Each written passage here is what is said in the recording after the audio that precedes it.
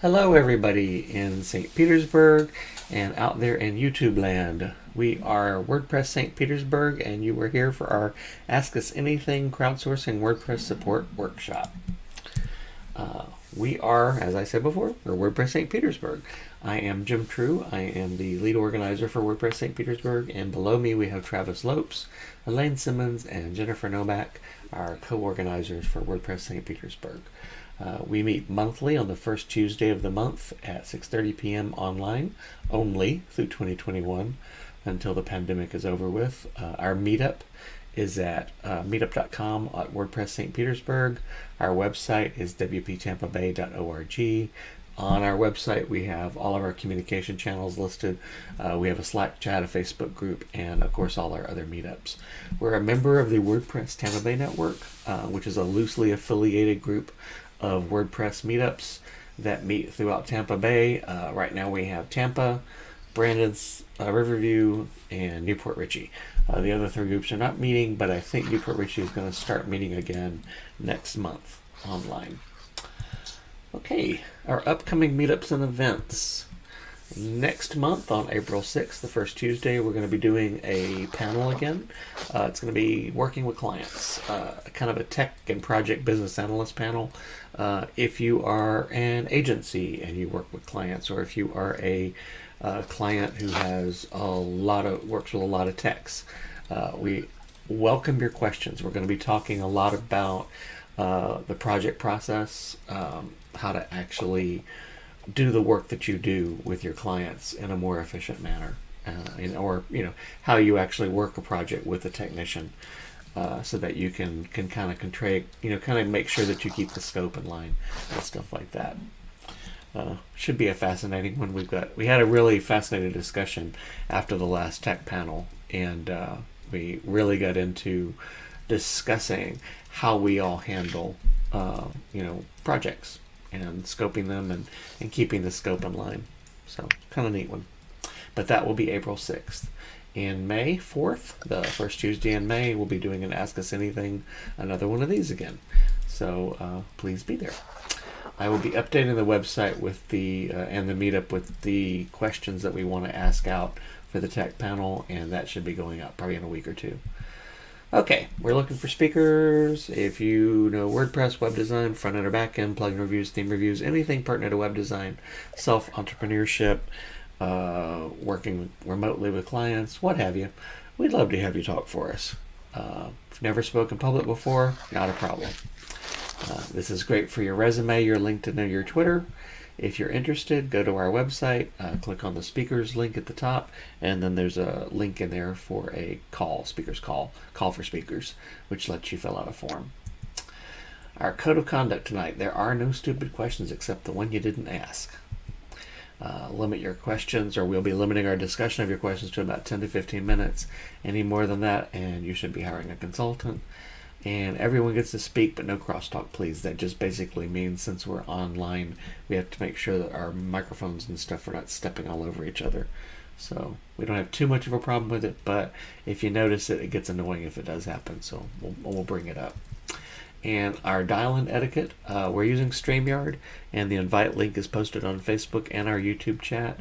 The guest instructions are also linked there. Please make sure that if you are going to join the call, that you've got your connection configured properly and you've tested both your mic and your speakers. We won't bring you into the call until you've done that.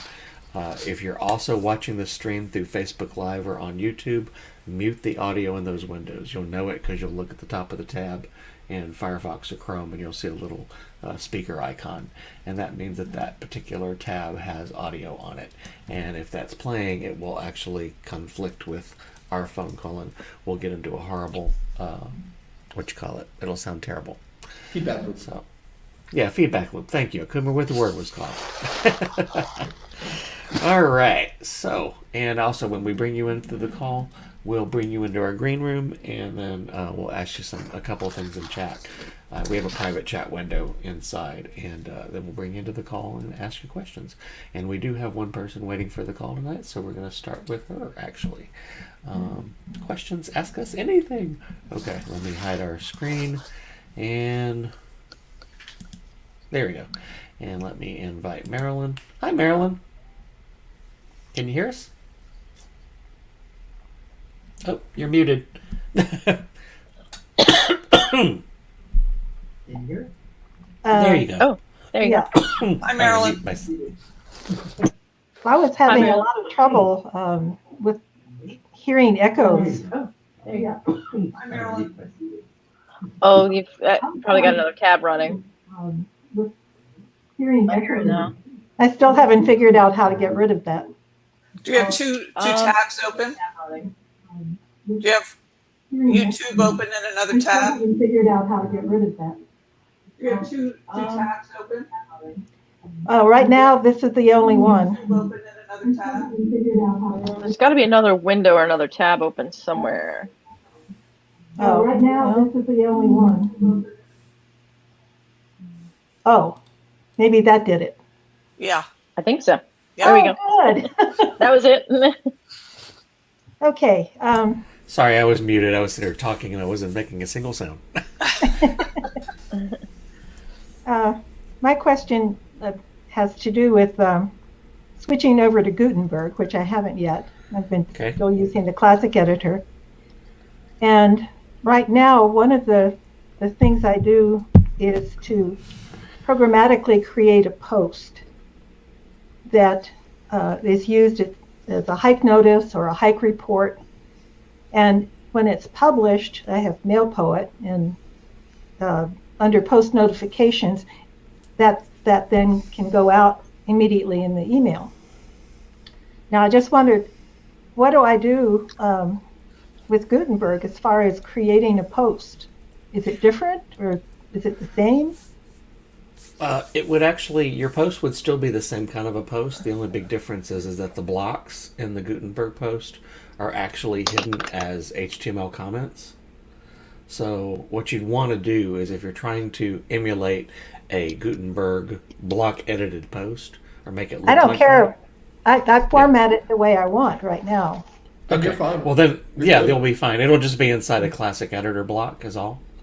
Yeah. But if you are using the Gutenberg block editor to design it the way you want and have like any special formatting that is specific, what you can do is actually mock up a post in Gutenberg, make it look the way you want, and then flip it into inspect view into HTML and see how it's actually laid out with HTML comments, and you can actually put your stuff where you want it to be within that. And Gutenberg will pick up those HTML comments and turn it into those particular blocks. But if I don't care about that, and it's You'll be working Business fine. as fine usual now, then. Yeah. Yeah, It'll be business as fine. usual. Yeah, Oh, okay, good. yeah. We used to, especially with pods and stuff like that, and some of the other things. When folks are like working like in Divi and some of those other really monstrous block edited things, they want a very specific design, but they can't figure out how to get their custom content to go in exactly where they want it. And what I always recommend with that is to lay out the content as a dummy post exactly the way you want it, with all the pictures where you want them and stuff like that. And then flip to HTML and just grab everything within the content blocks and duplicate that particular HTML in your template that you're writing, and then that way you'll match it exactly. So Okay, thank you. yeah, no problem. So have you played with the new Pods 2.8 beta yet? No, but there's a bug in the current one that's driving me nuts. Oh. I hope they fix it in the. Did you open a bug report? Yeah, it's a they made a change, and then all of a sudden, if I do a customized where with a string, it sanitizes the string, and so it doesn't work the way it's supposed to. Okay. I'm not on our support thread as much as normal, but if you aren't seeing responses to your bug report, just make a comment in the bug report, and that'll get that highlighted to the guys. Well, what they did is send a patch out, and we tried that, but it didn't. It had a problem in activation, and so we sent back what the message was. Okay. Yeah, just keep the communication in the bug report, and it'll get to them. They're usually pretty good about it, but again, you are dealing with a free plugin, so. Yeah, and they've got that big big update coming. Yeah. So. So they have to use their resources the best way they can. Jory tends to work on the bugs though, so he tends to catch those pretty quickly, and if he'll escalate to Scott if there's any issues. Okay. Okay. Cool. Yeah, no problem. Anything else? We got you on the call because I don't think Marilyn has any questions. Just in case. Well, not right now. We just went live on this website that I've been toying with for years. Oh, cool. And That always feels good. well, kind of. You get that out. I somehow it didn't get through to me that all the little checks I was having sent back to me were messages that the website was sending, and so that was adding up to our total. And we ended up making it impossible for people to set their passwords and so on for a little while. Now that's all fixed, but I think some people gave up in the process. Oh. Oh no. But, well, we'll try back later. With the pandemic, Yeah.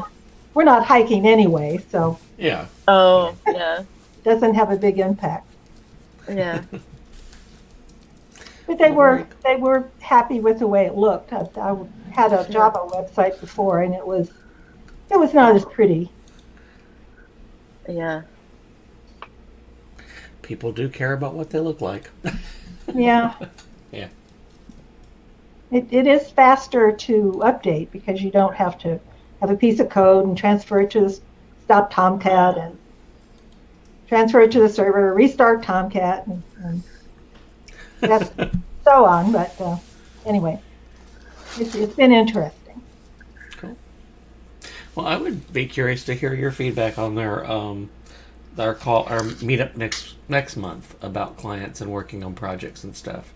Because now, is this project one that you've done for yourself, or did you work with someone else as a job? No, this is a purely volunteer. And, Okay. And Well, those so, are actually more interesting because when it's they're just volunteer in me. projects, when they're volunteer projects, the scope can constantly change sometimes. So, yeah. Well, and I'm We getting know. requests from some of the other people, who use the website, and so I'm trying to respond to those. Yeah. It's definitely a different world when you're working with free. So, Yeah. it can be interesting, that's for sure. So, well, thank you again, Marilyn, as always, for joining our call. I'm going to drop you back into the green room again, and we'll bring in Elaine with her question. Nice to see you, Marilyn. Always good to see Yeah, you. definitely good to see you. Well, as long as you're online, you'll see me. After that, I come to Florida sometimes to visit my sister, but she's over in Titusville. Oh, okay. Yeah. But I might make A little bit away from us. Yeah. Just St. to- Pete's But you beautiful. get to see We the love it. spaceships. Yeah, you get to see the spaceships over there. So Yeah, right. it's a lot more fun. Yeah. Alrighty. All right, we'll let you back down to the green room. I don't know if there's any cookies in there this time. I can't remember what we put in the green room today.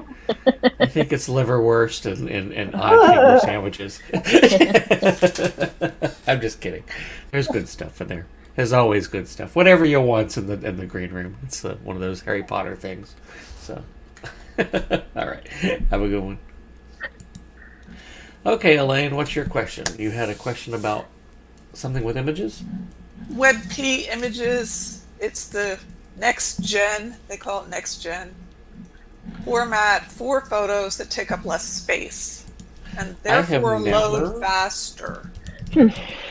And the code looks fairly straightforward in a picture, whatever it's called, wrapping it in the picture thing, but except when it comes to WordPress. Now, how do you That's WordPress question. makes everything a little more complicated. I see there are some plugins that get edge into the paid version if you do too many, or There is a WebP Express by Bjorn Russell, but it's like 3 months old. Or sorry, Bjorn Russell. For WordPress or for? Yeah, it's called WebP Express. Okay. I'm just looking to see. Uses the WebP Convert library to convert images to WebP. Huh, interesting. So it looks like it's actually converting your existing ones. Yeah. Oh, there's one by Google? No, it's developed by Google. WebP Oh, WebP is developed by Google, the image formatting. You could save between 25 and 35% of space on each image, which is a lot. Yeah, there's a WebP converter for media by Matthias Hang on. I'll just share this screen because I cannot say that name. That name is really way beyond me. Hang on a second. Let me unshare. Share screen. Application window. Here you go. There's that one, which was updated 2 days ago by Matthias. It's a converter, though. So it sounds like if they're doing the conversion, then I'm guessing that WordPress already has a way to handle them as far as displaying them. No, it doesn't. Oh, it doesn't? Okay. When I last checked, anyway, you can't just put it in the media library like you would a JPEG or a PNG. Huh. Yeah, I know nothing about it. You'll also want to make sure if you start using WebP to have fallbacks, because not all browsers support WebP. Right. Good point, yeah. But that picture fill code, it looks so straightforward, you could just do it in code. But how would you do that in WordPress? They don't let you. How to use, that's from Theme Isle from February 27th. I'm checking. But is there like an actual like page size issue that you like need to like switch to WebP to really get the size down? Well, I mean, anything to save on. If you have a lot of photos on a site, it could really help out. Plus, you put it through any of those speed tests. It says switch photos to next gen, which means WebP. Well, and usually that looking at test the is run by browsers, Google. though, the browsers aren't even supporting it completely yet. Yeah, some browsers like Safari does not support it. I would hold off And until Explorer, your browsers are. Yeah. No Safari, no Explorer. Okay. What were you going to say, Yeah, Travis? and if WordPress doesn't currently support it either, so. Like those speed tests recommend like using like the next gen formats, but also like that speed test is brought to you by Google, and they're recommending their own format. And of course they are. Of course, like, I would sooner be doing stuff like just making sure like the JPEGs are optimized, making sure I'm using a fast CDN, and even lazy loading the images. Yeah. Yeah, there is an image lazy loader by Jetpack that supports it. That works with WebP images. So, or they have an image CDN module that works with WebP. Yeah, I would hold off until there's more support for it under WordPress. All right. Because, yeah. That's my suggestion anyway. So, all right. So we have 4 people watching us on YouTube, and there are no questions out there. Oh my gosh. Gotta love it, folks. We may be the shortest phone call ever today. So that's all right. Yeah, I guess it's true. We can have a short live stream. Yeah, I checked on our Meetup, and there are no questions out on Meetup at all. Do you see anything on Facebook, folks? Let me see. I didn't. Short meetup this month. Yeah, That's might all just be just a very short meetup. Yeah, we had 12 people RSVP, but none of them are here. A third of them are in this call. Yes, exactly. A third of them are in this call. Exactly. They could be running a little late. Nah, we aren't that late. It's 20 minutes after. Yeah, 20 minutes after. We're fine. I think you're right. I think people are forgetting. Oh, we have a question from Marilyn. Yay! Marilyn, your devices are not connected, so we can't bring you into the call. But if you want to go and ask the question in chat, we can take it from there. So,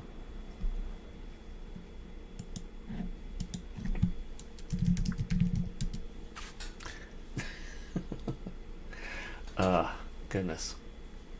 Ouch. Oh, sorry, not Margaret. I meant Margaret. Yeah. My apologies. You came through on our thing. Oh, hang on. I think her. There we go. I think your audio's in now. Is your audio in, Margaret? Can you hear me? Yep, we can hear you. All right. I have been working on kind of like a little intranet site for some clients, and we just want to throw a really simple text-based password on this WordPress install. And I've been looking out there to see what's out there as far as a plugin that'll let me just password protect a whole WordPress site. And everything I find is either it looks like it's sort of old-fashioned stuff, not very modern. And I'm wondering if you guys have run across any plugins lately that would be good for just forcing people to put in a simple password to see the site. So you mean like kind of like a content blocker? Yeah. I mean, my initial thought would be to like not use any plugins and just use like basic auth. What was that? Basic auth, like with like an HT password file, and just have like a general username and password that you have to enter to access the site. Yeah, it's kind of the same thing that Flywheel and Ruby Engine and those do to block your site when you don't want it to be public yet. And that's generated with an HT. Is it HT password? Yeah, HTPASSWD. At least on Apache, Nginx, you would do it in the configuration file. But essentially, you're doing that password protection at the server level rather than at the WordPress level. Right. Exactly. Does that let you sort of brand the login page with a logo or something like that? Or? No, that would not be the same thing. You're talking about membership at that point. Yeah, I mean, I've done. There's an old password protection plugin that lets you just you're not purely protecting the whole thing. It's that whole security theater, but it lets you throw up a page that has the client logo, and they get there and they go, "Oh, okay, this is special." Okay. Yeah. Hmm.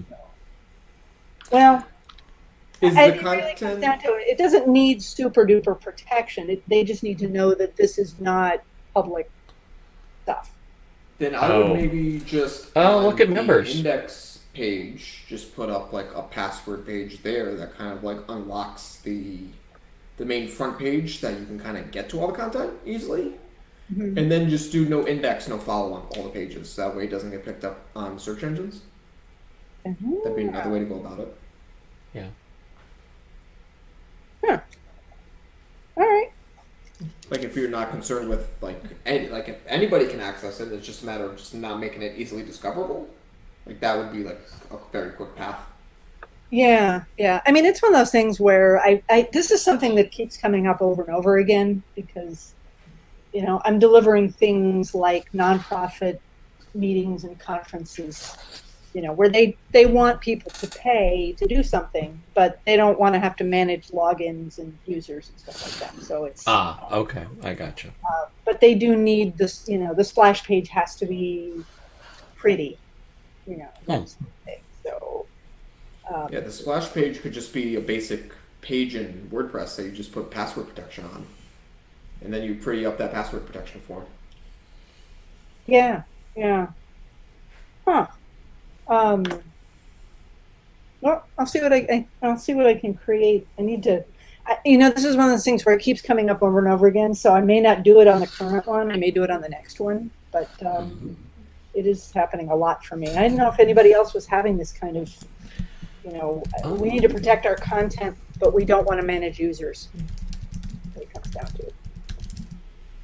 I mean, in those situations, you're usually giving people like some sort of link with a secure token, where the token in the URL is what's unlocking the content.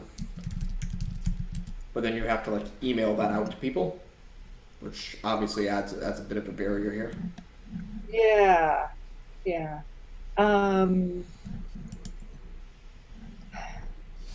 sounds like I probably need to do a little bit more research into what my options are. Here you go. Here's one. There's a WordPress password protect page. Can do it for the entire website. This might be what you're looking. This might possibly be it. Hang on. What I did was I searched for password protect no user management WordPress and came across this one. So give me just a second. I'll share the link here. Gotta find our thingy again. There we go. All right, share screen, application window. Chrome tab. Here we go. That one. I don't think that's. Yeah, it's called. I'm sorry, go up a little bit. It's called WordPress Password Protect Page, PPWP plugin, and it says that it handles it at all-in-one solution to secure your website with passwords, whether you want to password protect categories, WooCommerce products, a few posts, or your entire website. It'll let you do it with ease. So. Yeah, I don't remember running across that one. I mean, I have run that search so many times, but Yeah. I keep finding things that are either fairly old or.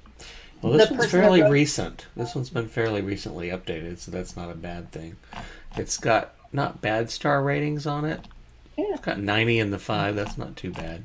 4.5 And stars at least on it. 10,000 plus active installations. Yeah. So No, I'll search for the BWPS, whoever that is. BWPS. Never heard That's of the that. author. Oh yeah. Okay, sorry. Yeah, BWPS. That's it. And PPWP plugin is the plugin. So yeah, my search was simple password content protection, no user management WordPress. What? I've tried to not that evidently. Here's one like how to password protect your WordPress without user management. I've read through that one, but that's Okay. That's one of those ones where they published it a few years back and they keep sort of updating it, but they're not. Yeah, that's how WP Beginner works typically. Yeah. Okay. All right, thank you. Yeah, no problem. All right, stop screen sharing. Fun. You have any other questions while we got you on the call? I'm sure I do, but I'll if there's anybody else out there, I should probably let them ask there. Yeah, I don't think there are any more questions out there. I think this is kind of... Oh, wait a minute. I'm looking at our main chat now. We have Rick out there. We have Chris. Yeah, they're just basically chatting. Nobody's actually asking any questions. Actually, Rick asked a question back quite some time ago, and I'm gonna drop you back into the green room, Margaret. Thank you again for joining the call. We remember you last time. If you can, instead of doing the MEPS, can you always put your name in? Because I had to find it. I'm sorry, MEPS is my name. Oh, MEPS is your name. Okay. Yes. Okay. Cool. All right. That's an interesting name. All right, MEPS, we'll drop you back in the thingy and enjoy the cookies. Okay, Rick actually had a question on our Facebook group quite some time ago, and nobody responded to him. And it was specifically about getting into Gutenberg and trying to make the transition from Elementor or Beaver Builder to Gutenberg. Let me see if I can find that question again real quick, because I think it was actually a really good question, and I realized that I don't think anybody ever answered it. And that's a bad thing. So let me see if I can find it real quick. On Facebook. Evil Facebook. Meanwhile, Chris, do you have any questions you could start thinking of? Because I heard from you during the week. You could message him inside the WordPress in our chat, I think, inside your YouTube chat. He's on YouTube. He's watching us from YouTube. Let's see, there's Stacy's, there's Kenneth. Here we go. His question is for people with Gutenberg block editor experience. I'm planning to convert a site from the classic editor to blocks, and I will spend a lot of time on this learning curve. I would appreciate suggestions on the direction I should take. I'm not afraid of the work, I just hate to waste time on a false start. Found a video that does a good job explaining using Gutenberg. I like the 3Cs paradigm in the first 3 minutes because it applies to all blocks and page builders. I'm guessing he's talking about content. Let's see. He's looking at... I want to use the current default WordPress theme over 2020, 2021. The video, however, tends to use the Cadence theme. My instinct suggests 2020, 2021 theme, but I'm tempted to use the one in the tutorial. Number 2, plugins. Can I install, enable, Elementor to build pages and then disable it when I'm done? Yes, you can do that. I like the feature that Elementor adds a container and a column when I add content, but I don't want it running all the time. My suggestion is honestly, build your page in Elementor or whatever it is. You know, if you're trying to want it to look a certain way, and then see if you can do the same thing in Gutenberg. Generate blocks makes that a little easier because they kind of have the same modality as Elementor with the containers and the grid elements and things. And they're dropping a lot of videos on their site that are actually showing how to generate blocks. So it's kind of like becoming a I'm seeing a lot of people going from Elementor to generate blocks with GeneratePress because they actually like the way it works.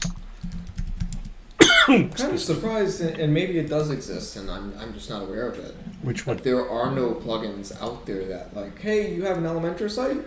Like, run your content through this, and we will convert it to blocks. Because, man, you could make some good money with that. Kind of Probably quite a bit, actually. I have not looked at the current iteration of Generate Blocks, and I do know that they just dropped the Pro version too. So the Pro version, what it added, because Generate Blocks comes with 4 blocks, and they're basically the whole idea is to streamline yourself down to a buttons container, buttons grid, and headline.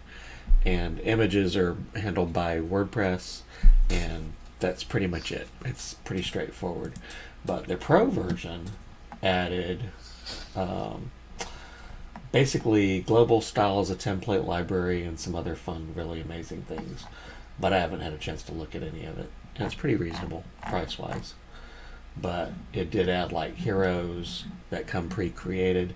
A lot of the stuff that's actually inside Generate, like all of these little shapes and things, they're in Generate Blocks by default. So I think you've got more control with them inside Generate Pro, but all of the gradients, everything is inside Generate Blocks.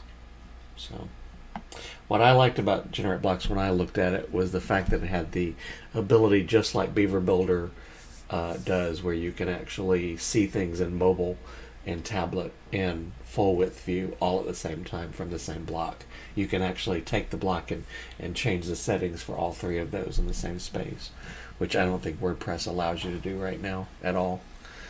Okay. Let's see. Chris asked a question. Let's see. I want to unshare my screen for a bit. But that's Generate Blocks. If you want to look at that one, that's what I would recommend. We may do another Gutenberg Talk again this year. We'll see. We'll see how life goes this year and determine on that one. Okay, so Chris' question is, my question's very general. I'm in the process of creating a WordPress site. I plan to YouTube binge. Any heads up on creating a site in 2021? These days, it depends. Are you trying to learn WordPress or are you trying to learn how to build a site? Because these days, you can start up a site pretty quickly on Local by Flywheel.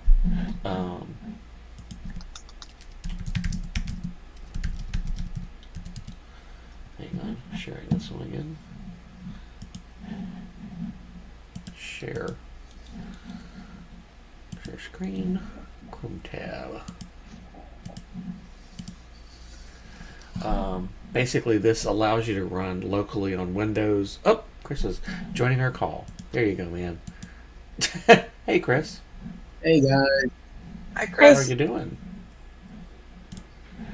Let me hide that, and I will hide my screen for a bit. Here we go. Hey. Hi, Chris. Hey. Let me turn you off of YouTube here. Yeah, I think you're fine. You're not echoing, so you're good. Okay. All right. Can you still hear me? Yep, we can hear you. Okay. All right. Thanks, guys.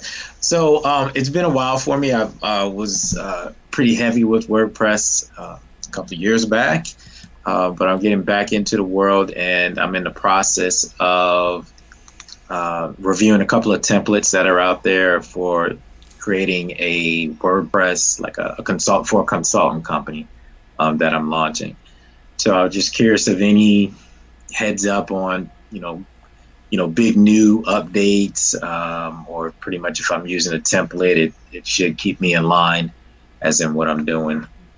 Nothing too sophisticated on the site, just, like a general WordPress site is, business is about us, events, what we do, and a couple of blurbs. And that's it. Well, you need an intake form. That's critical. You can't get any customers if you don't have an intake form. Yep, you're right. So gotta have that. That's critical. I would also, if you are going to do an intake form, make sure that you've got some kind of lead management that you're going to be working with. Like either punch those intake call emails into a CRM of some kind, a customer relationship manager, so that you can manage them. HubSpot has a free version, which is pretty good for that kind of stuff. Let me see what else. Obviously Travis and I are going to recommend Gravity Forms for this because it just kind of like does these kind of things pretty easily. But you got to do whatever works for you. And HubSpot does have a forms engine that you can actually create the intake form in HubSpot and embed it in your site if you wanted to. So that's an option as well. The whole goal is to make sure that you are pipelining your customer. I stop using tech speak, but basically your leads need to come into your thing, and you need to make sure that you're actually tracking them as a consultant straight on through the process, so that when you've communicated with them. That's going to make them feel special, like if you've got them where you immediately reach out to them after the whole process starts going. So have you already started building the site? No, I'm actually literally at the beginning process. I was looking up different themes past 2 days, and I'll probably look to lock a particular theme in and just kind of run with it. I've been looking at other websites, trying to see what themes that they've used if they haven't hidden it from me. So like I said, it's not super sophisticated what I'm looking to do. I would think it's more of a general type of WordPress site that any business should at minimum have, and then probably look to grow from there. Yeah, I'll be hosting it. I have, was it HostGator? HostGator. That's what I've been using. So. They're not bad. They're not great. They'll be all right for him. Yeah. And then I'm familiar with what is it, WP Engine. I don't know if that's still a big thing or not. They're good. Yeah. So good. Yeah. I use Flywheel, but on their simple plan, I think their cheapest plan at Flywheel is, I think, similar to what WP Engine's lowest plan is. $13 a month. Yeah, $13 a month. But I do their agency plan at Flywheel, which is $100 a month for me, and it allows me to host up to, I think, 10 sites. So yeah, that's why I did those, because I like having. Basically, it's like sometimes the clients don't want to deal with their own hosting, and you don't want to really deal with all the updates, and that's how I looked at it.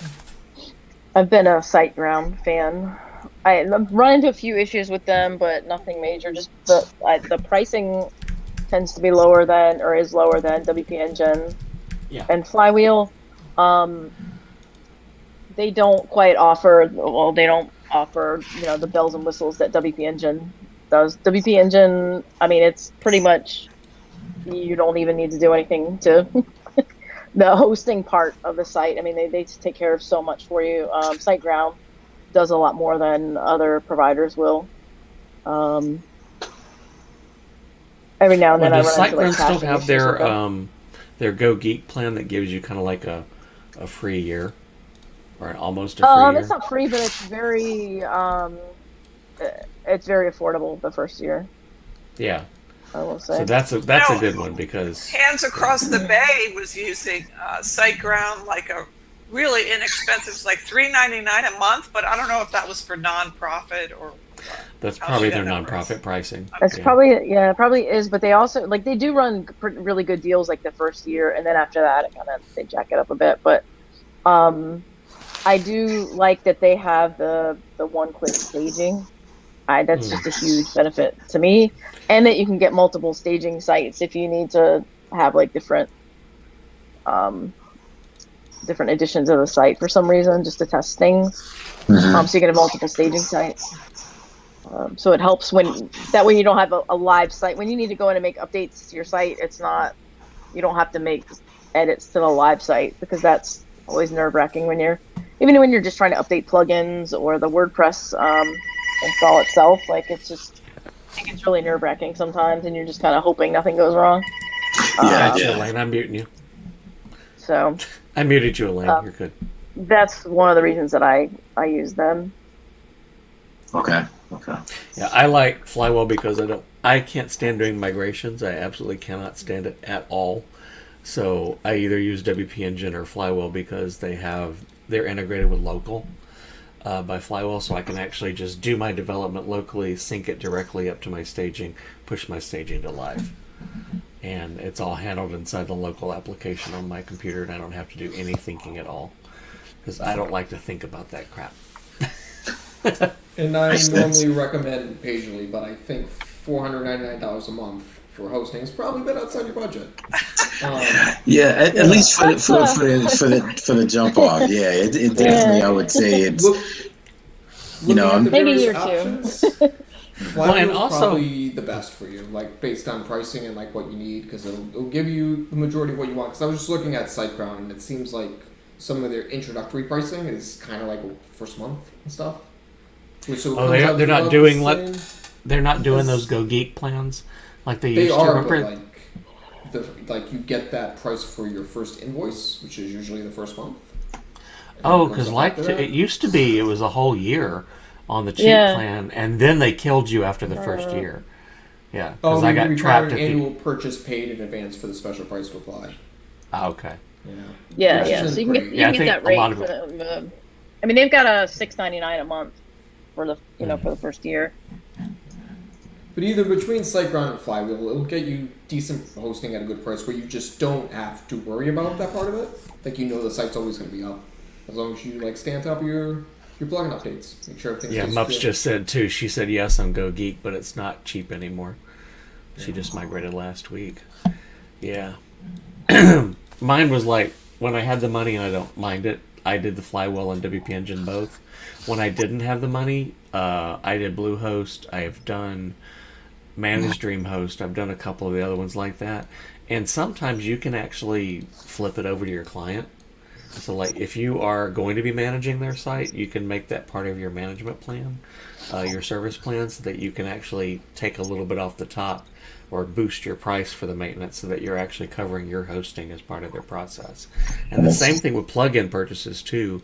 A lot of plugins, I know for Gravity Forms, we do a demo. We have a sandbox site that we can spin up for you so that you can test out our forms engine. And you can actually use that to model something for your client, because our sandbox is actually just like a hosting site. But I think this is his business, right? Chris, This is your business or business that you're part of? Yeah, it is my business, but thinking future-wise, it's applicable. I would think. I would, like I said, it's kind of more of a general right now, but it's basically a marketing consulting company. Oh, marketing. Never mind then. Okay, yeah. So it's I'm heavier in the other areas, the WordPress area. I'm more or less. It won't be my personal cup of tea, but I'm just more or less just trying to get it going, and then as I just build relationships with other people, maybe that can be. Yeah, I would definitely look at HubSpot then if you're going to be doing that direction, because they even have like affiliate marketing and stuff, so that you can possibly become Who does, Jim? HubSpot. Oh, okay. Yeah. So they might be an option for you as well. If you are going to sell some marketing down the road with them, because a lot of people do use it for lead generation. Okay. I got it written down. I wrote it down. Okay. Yeah. Okay. All right. Appreciate it, guys. I can't recommend any themes for you, but I mean, like, I automatically go directly to GeneratePress just because I like their theme and it's easy to work with. And GeneratePress Premium, which is $35 a year, I think.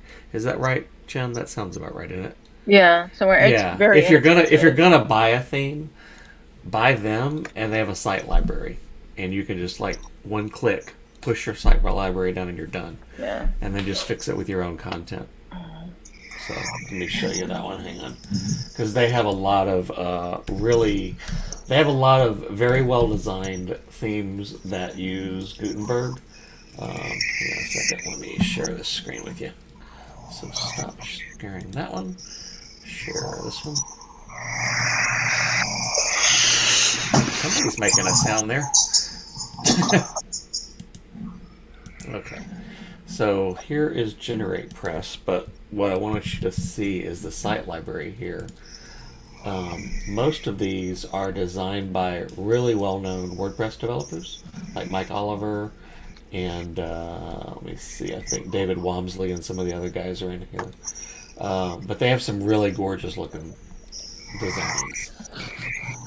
So, and these are like one-click pushes. So like if you basically purchase GeneratePress Premium, which is $35, I think, or something like that, you can look into their site library, click a button, and push that design down, and fill it with your own content. Gotcha. Yeah, it's not a bad suggestion, but not a bad option anyway. Okay. Yeah. I've actually seen a couple of those themes. Yeah, figured you might have. Yeah, they're just clean and attractive looking, and really nicely designed. That's the biggest thing about them, is they're just really nicely designed. Let's see. What's really good is like most of them are like, this is the only one on that entire page that is Elementor and Beaver Builder. All of the other ones are all Gutenberg using Generate Blocks. So you also are going to be forward thinking, and they're incredibly fast. They really focus heavily on site speed.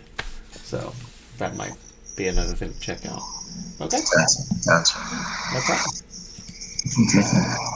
Anytime. All right. Any other questions? Let's see. I got a partial one if no one else is behind me with questions. I don't think anyone else is behind you with questions, so you can go right ahead with your partial question. Partial question. So it's just more of a thought, just thinking forward.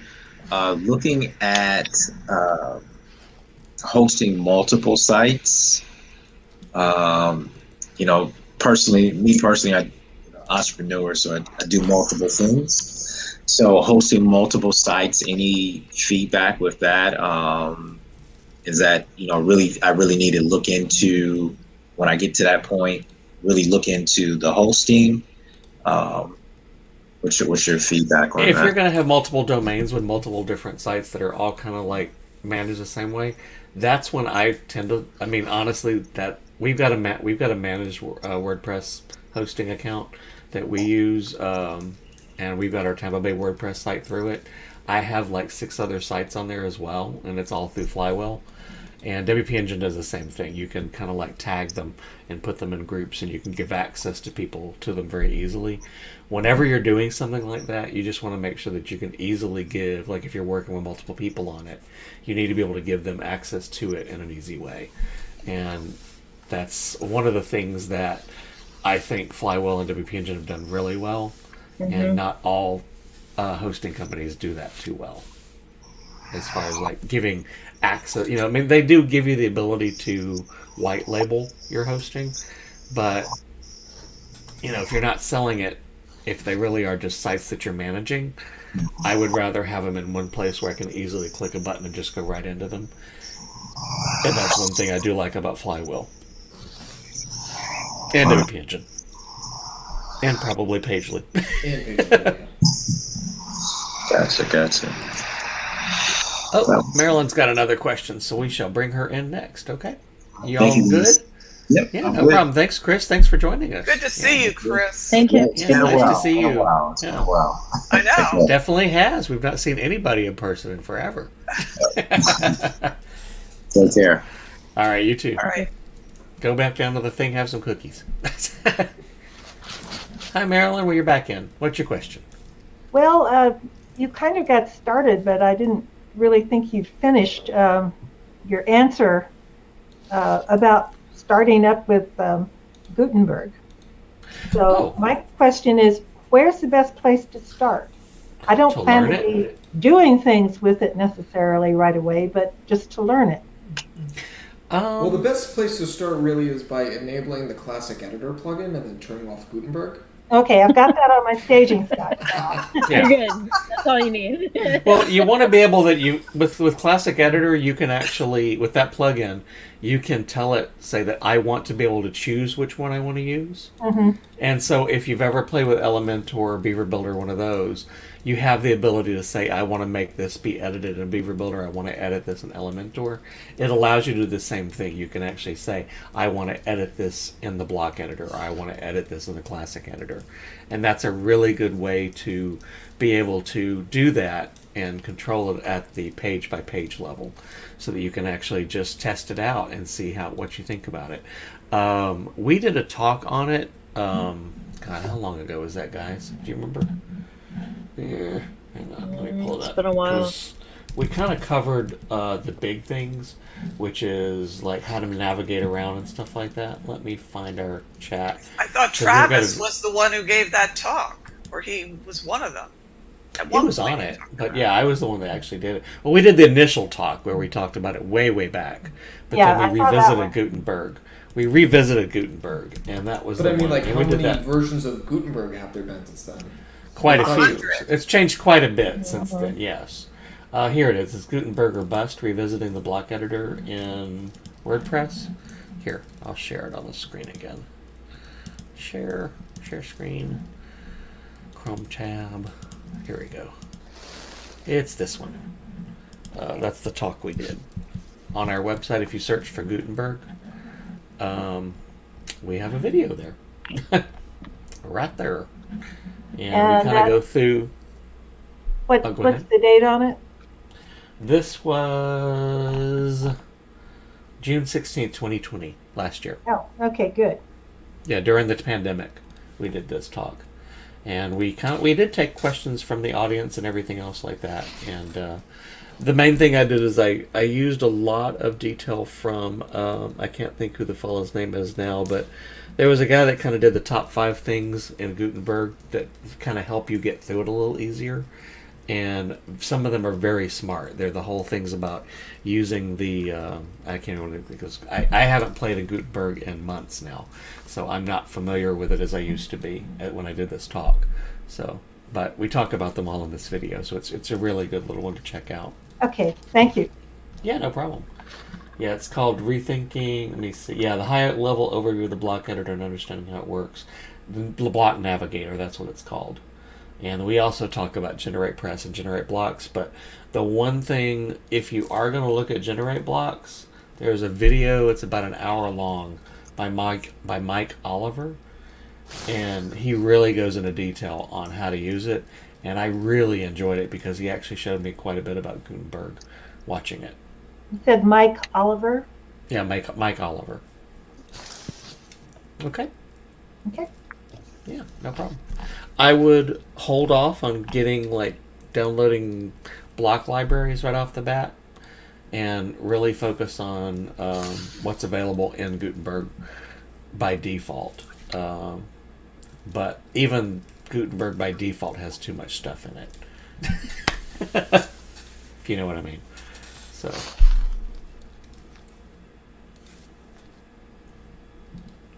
But yeah, I would start with something like that. And I haven't checked LinkedIn Learning. Has anyone checked LinkedIn Learning to see if Morton Rand or any of those guys have done any good talks on Gutenberg? No, I haven't. Not lately. Yeah, me either. So that would be another one to check out too, is LinkedIn Learning. Morton Rand Hendrickson is a really good instructor. And he was an early adopter of Gutenberg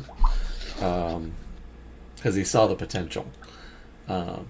And he tends to kind of push for them to do Gutenberg the right way, which means making it accessible and stuff like that. So that's become a big drive of them. So I would look to see if he's done any talks on Gutenberg. or the block editor, because I think they're trying to go away from calling it Gutenberg, and they're trying to start calling it the block editor more. But yeah, LinkedIn Learning, and it's Morton, M-O-R-T, and like Morton Salt. Rand Hendrickson. He's Swedish. His Twitter handle is More10, M-O-R-10. So he's a great instructor, like an absolute just engaging instructor. He's really fun to listen to, and he's entertaining. So, okay. Okay.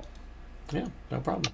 Trying to think if there's anything else I could think of that teaching wise, because yeah, that would be mine, is LinkedIn Learning, and then just getting your feet wet, pretty much.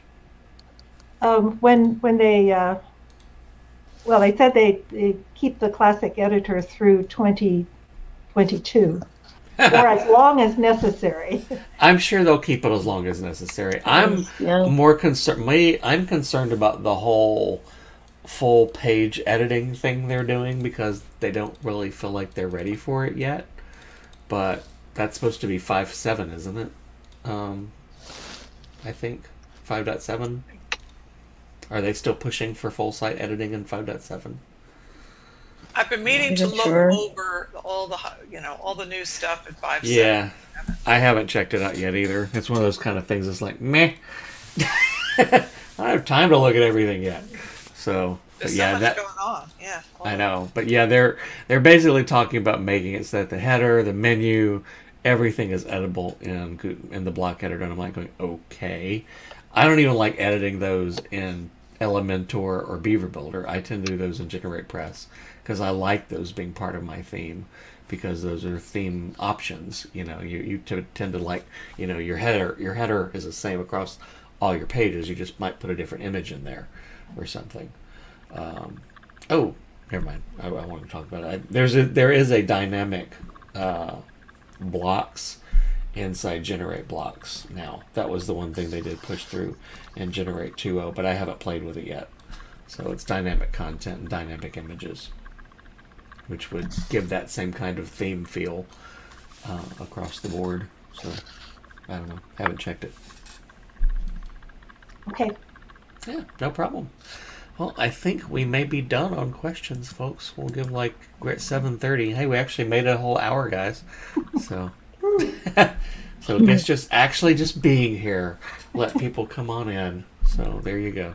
I'm going to drop you back in the green room because I think we're going to probably wrap. We made it our full hour. Yay. All right, let's do our We get by with a little help from our friends. Exactly. So remember, visit our website at wptampabay.org. All of our videos are there. All of our prior talks are on there. You can find out. It's a wealth of information. It's why we do it for you guys, so that you can always find anything that we've ever talked about before. Make sure that you like and subscribe to this video on YouTube. There's a little button down there that just says subscribe. Hit that little subscribe button. I don't know what it does for us. It might make us more followers. Someday we may become, I don't know, monetized. Who knows? I'm not worrying about it. But hey, while you're there, like us and subscribe to us. It's a good thing. That way you'll be notified when new videos are added. Let's see. Trying to think what else. That's pretty much going to be it. We will be here again in a month on April 6th to do our technology or our client panel. So that should be a fun one. Everybody on the call, I'm going to drop you into the box and we'll do our end screen. Thank you everyone who came tonight and asked questions, and thank you everyone who watched us. We love you, and we'll see you in a month. Bye. Thank you for watching our recorded session from WordPress St. Pete Meetup. We meet twice a month on the first and third Tuesdays in downtown St. Pete at the Suncoast Developers Guild. If you enjoyed this video, please give it a thumbs up on YouTube and be sure to subscribe and click the bell to be notified when new videos are added. Find out more about WordPress St. Petersburg at our website at wptampabay.org.